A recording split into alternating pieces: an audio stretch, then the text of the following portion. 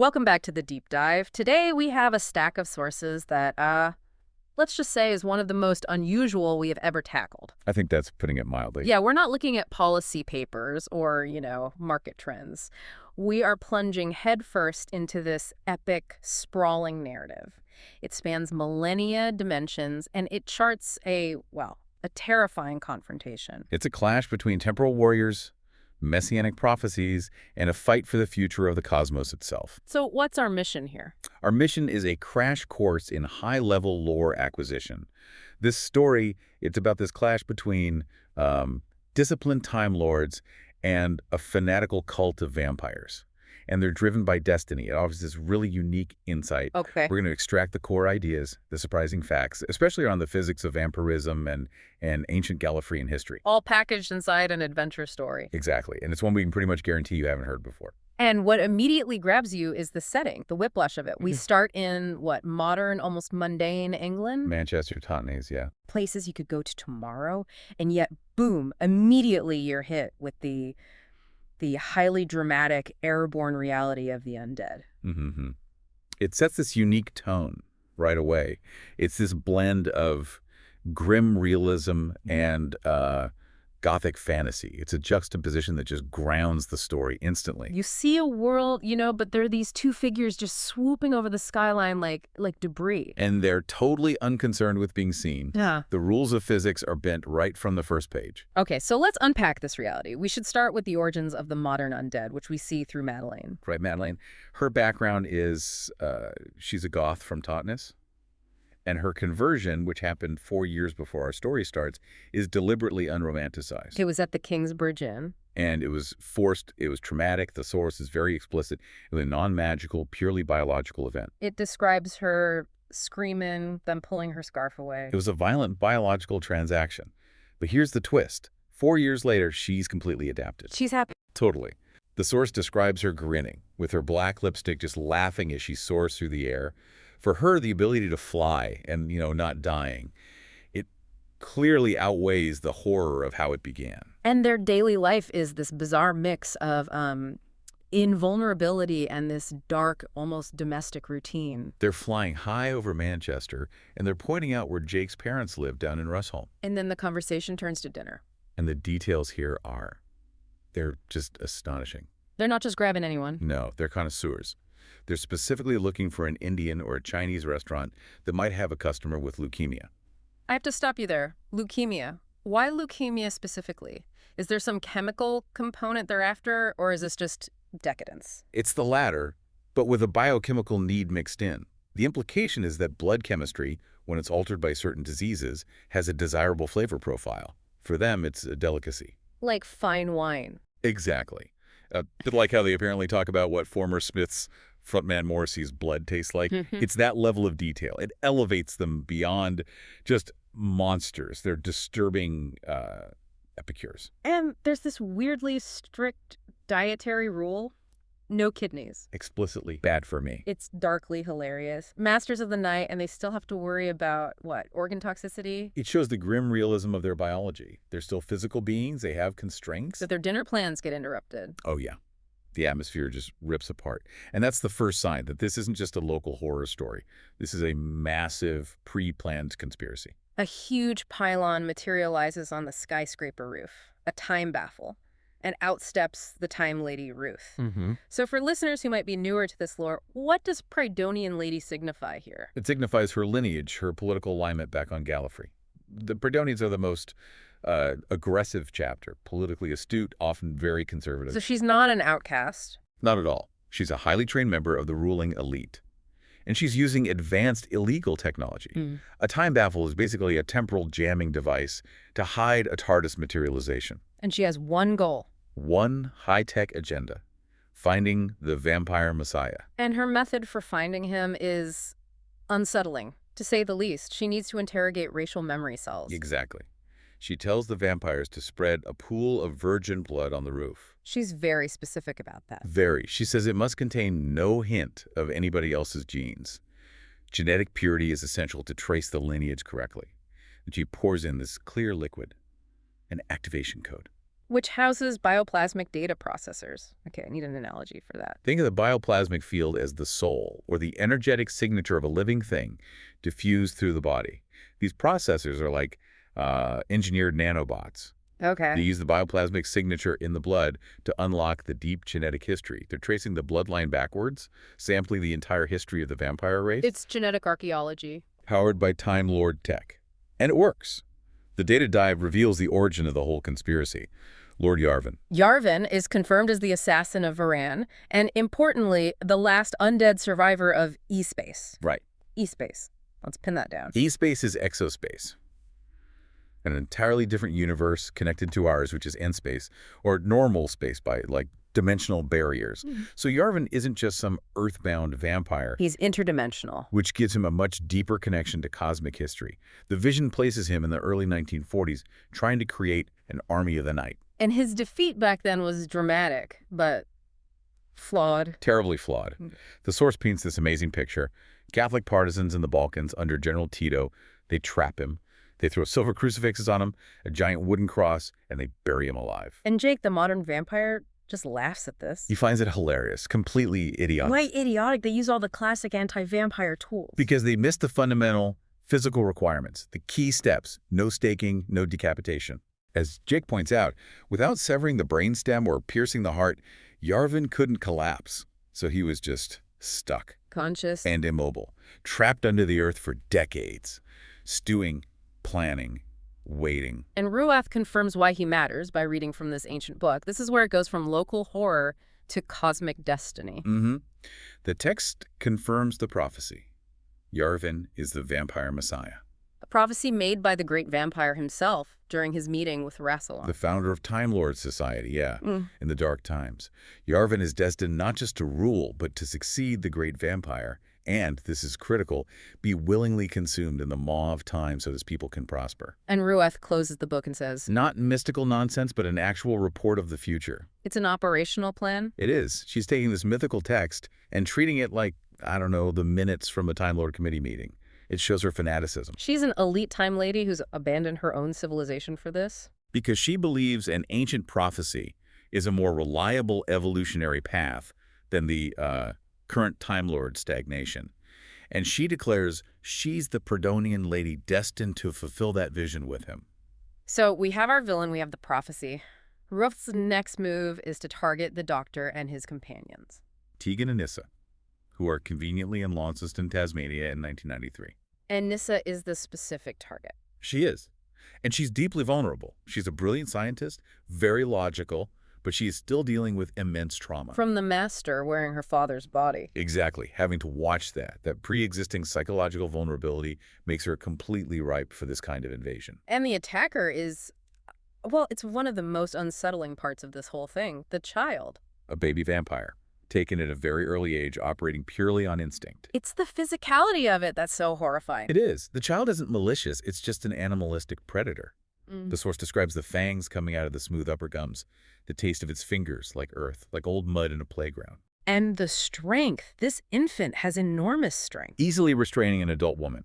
And there's a cold clinical element to it. The pre-med. It injects a calming agent, pre-med, to keep its food source docile. It's controlled biological theft.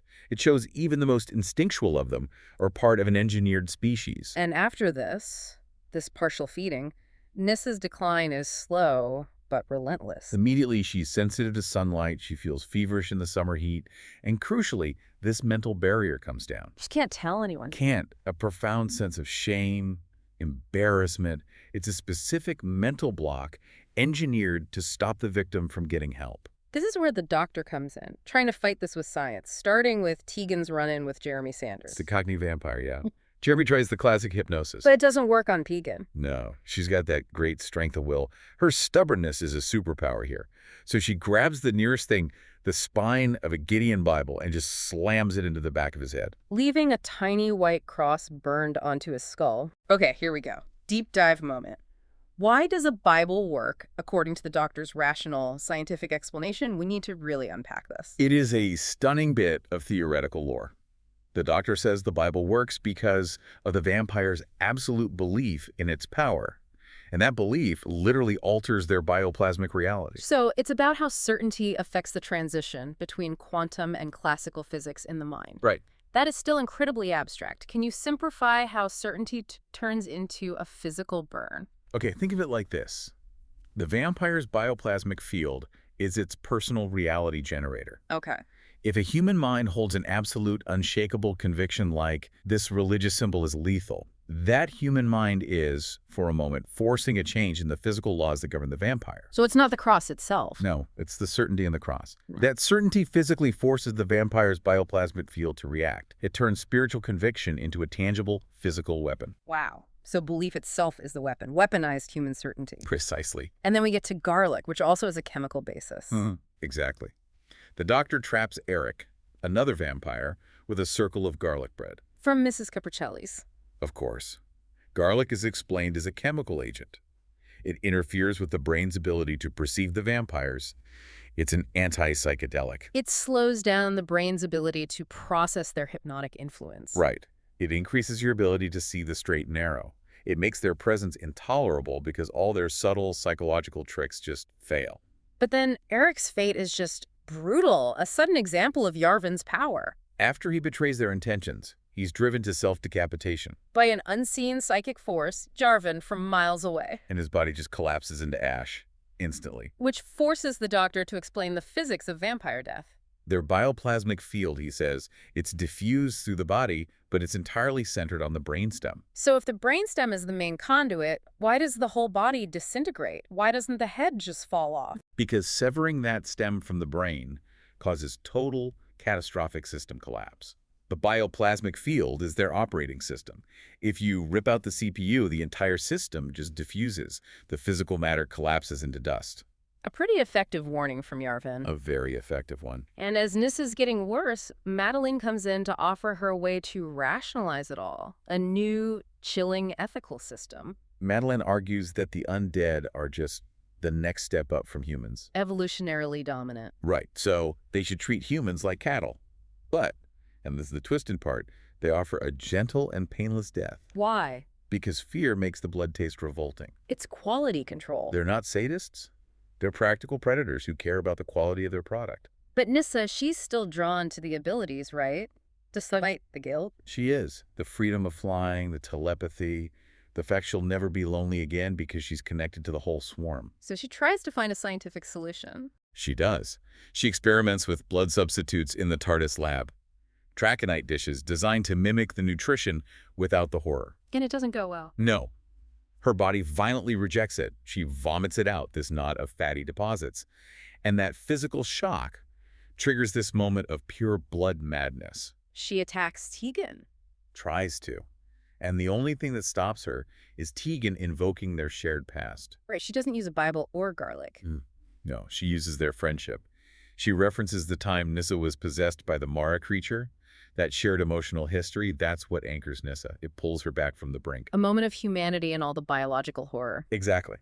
So while Nyssa's going through all this, Ruath is operating on a totally different scale. She's connecting this horror back to the very foundation of Time Lord society. This is the massive revelation.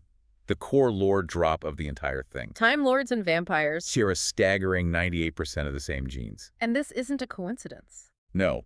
She claims Rassilon, the architect of their civilization, was bitten by the great vampire during the Dark Times. Making him the first humanoid vampire, Rassilon himself. The very progenitor of Gallifreyan high culture. It's explosive. It implies vampirism isn't a curse. It's a dark, parallel evolutionary path tied to Time Lord biology. An early experiment that went wrong, maybe. Or a failed offshoot. Ruth believes this hidden history explains so much, like regeneration technology being similar to vampire traits. She concludes that Gallifrey's current path is an evolutionary blind alley. And the undead are the future. The dominant life form of the future. Where on earth did she get this kind of heretical, universe-shattering information? From a fringe group.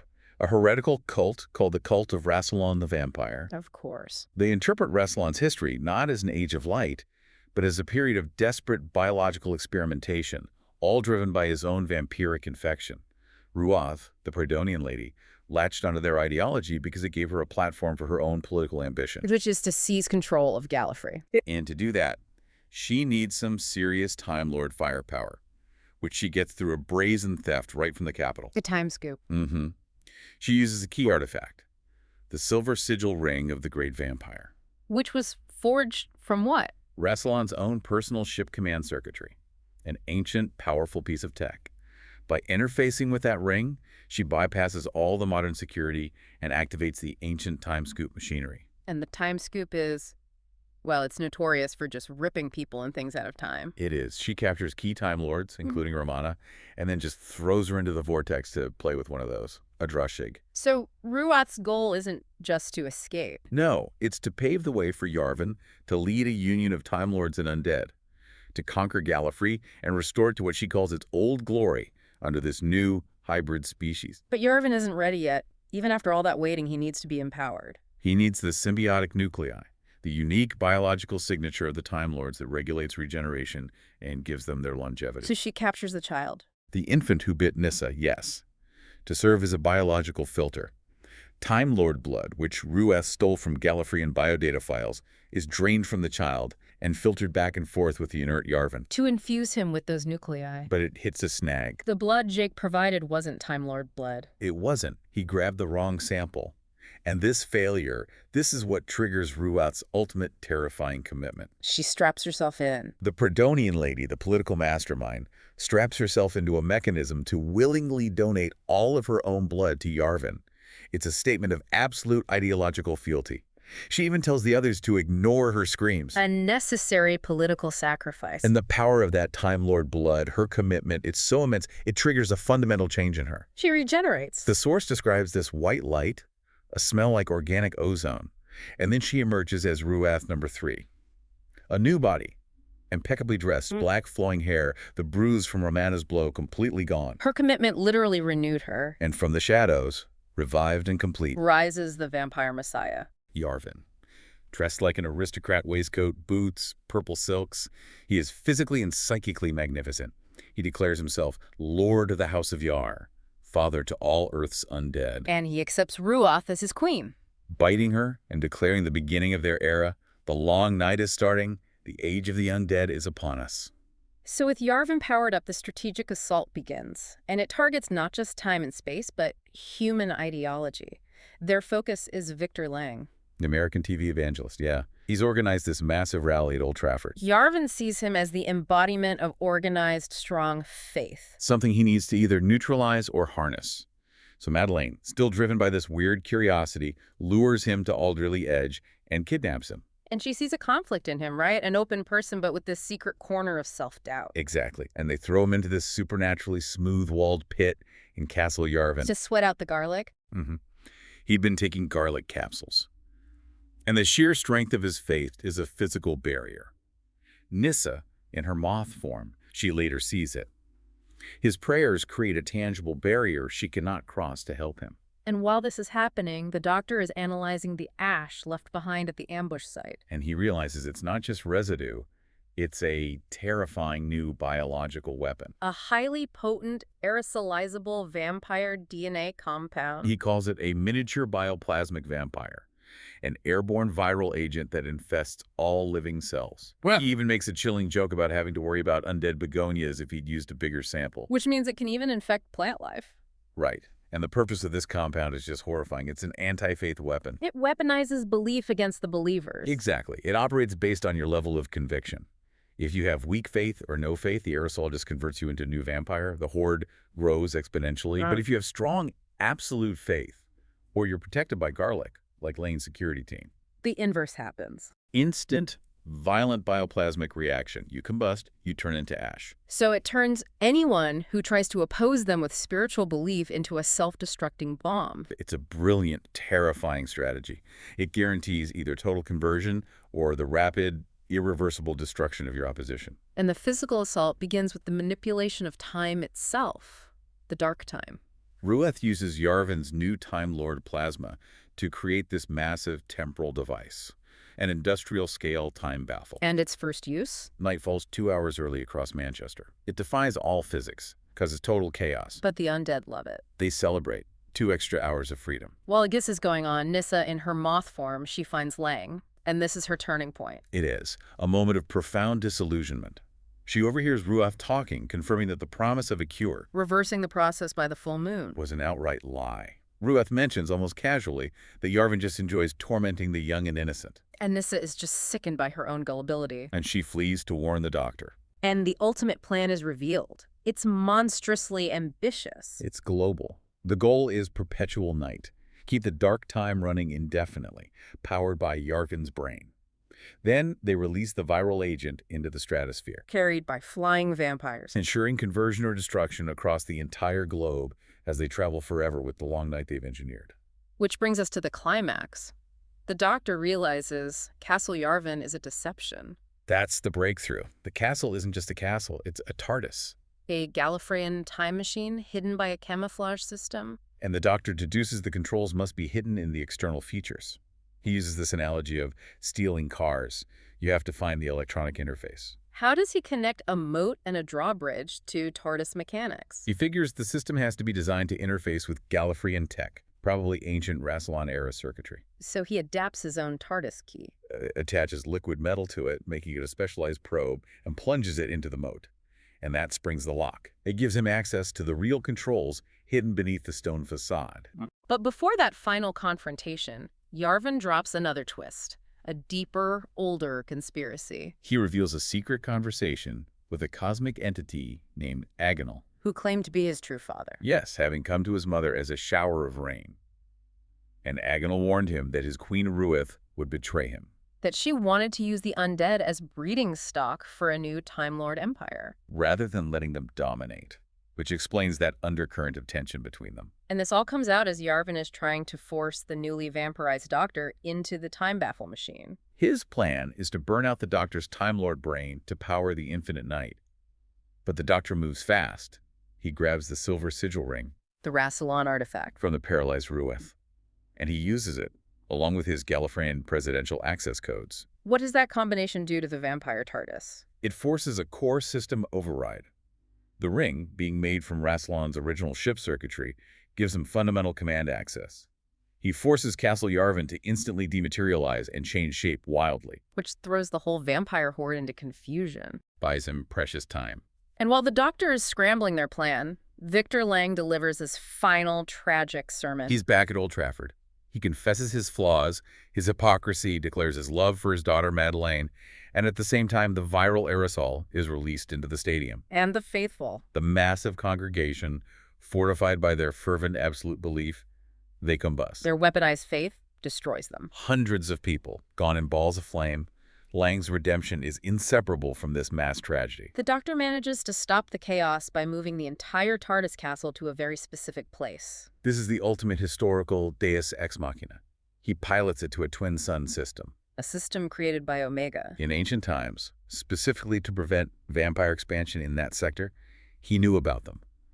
The sudden early second dawn, it's described as a giant body shimmering through all the hues of the spectrum. It delivers a double dose of anti-vampire energy. And it incinerates the entire remaining vampire horde, instantly. Including Yarven. Yarven faces his death with this grim calm. As his body collapses into ash, he acknowledges destiny's deception. He thought his glorious design should have worked. And he gives a final warning. The children of the night will have their moments still. And with that, the physical progenitor of the Earth undead is gone. And because he's gone, Nyssa is immediately cured. Her bioplasmic field just reverts to normal. Her progenitor's genetic source is destroyed. She's back to her old self, but shaken, emotionally scarred. But the doctor isn't so lucky. Ruath bit him, and she survived. She did. By slipping into the TARDIS null-time field, a classic Time Lord safety mechanism, she confronts him, and he's now hiding these new fangs in his mouth. And she demands he take her back to the Dark Times to find Rassilon. This desperation forces the doctor into a shocking confession about their own shared history. He admits he abandoned her years ago, deliberately. He says he didn't meet her at their rendezvous because he didn't think she was up to making all the choices that the life of a renegade demands. He wanted her to be a political voice on the inside, a controlled rebel. And he realizes that by leaving her, he twisted her dedication into the fanaticism they just witnessed. He created his own monster in the way. Ruath, enraged by this, attacks him. But Tegan intervenes. with a hat-stand spar. The nearest thing to a stake. She drives it into Ruath's left heart. Ruath just screams that she'll only regenerate and rips it out. But Nyssa, recovering her composure, acts decisively. She opens the TARDIS doors. Straight into the raw, destructive power of the time vortex. And that, presumably, destroys the regenerating Time Lady mid-transition. So the final loose ends, they point to a strange, almost hopeful future for Jake and Madeleine. The surviving Earth undead, yeah. They aborted their aerosol release, and they managed to steal the Voyager 2 space probe. And they bind themselves to it with a thin layer of Earth soil. Right. Why the soil? It's a nod to their lineage. The soil provides this constant, maybe spiritual, maybe bioplasmic connection to their home world, even as they head out of the solar system. The destination. Into the future. A new frontier for the undead. No Time Lords, no great vampires, no prophets. So if we connect all these dots, Rassilon's lore, the genetic link, faith as a weapon, Manchester, to a twin sun system, what is the core takeaway from all this? The central lesson, I think, is the terrifying influence of ancient history on present fate. Rassilon's genetic shadow, the legend of the great vampire, that dictated Ruth's actions millennia later. Right. It shows that the biggest dangers aren't always external threats. They're often internal, misguided, profoundly narcissistic fanaticism that just weaponizes old stories. And it also gives us this amazing illustration of how belief and faith aren't just spiritual. No, they're definable variables in physics, a vulnerability for even the most powerful creatures in the universe. And that leaves us with the Doctor's immediate dilemma. He won, he saved the world, but Ruath got her final, bitter revenge. He is cursed. Or, well, biologically infected. He pointed out Nyssa was cured because her progenitor, Yarven, was destroyed. But Ruath, the Time Lord vampire, she survived just long enough to pass the condition to him. The Time Lord, who tries to save everyone, now carries the same genetic shadow as Rassilon, which raises this really important and a deeply troubling question for you, the listener, to think about. If vampirism is just a medical condition, as the Doctor suggests, is there a cure for Time Lord vampirism? Or does the man who has always defined himself by his refusal to succumb to fanaticism now carry the same ancient genetic flaw as the founder of his species? How long before the sheer freedom of flying, the dark lure of telepathy, or the irresistible urge to bite becomes too much for even a Time Lord to resist? We'll leave you with that chilling thought. Join us next time for another deep dive.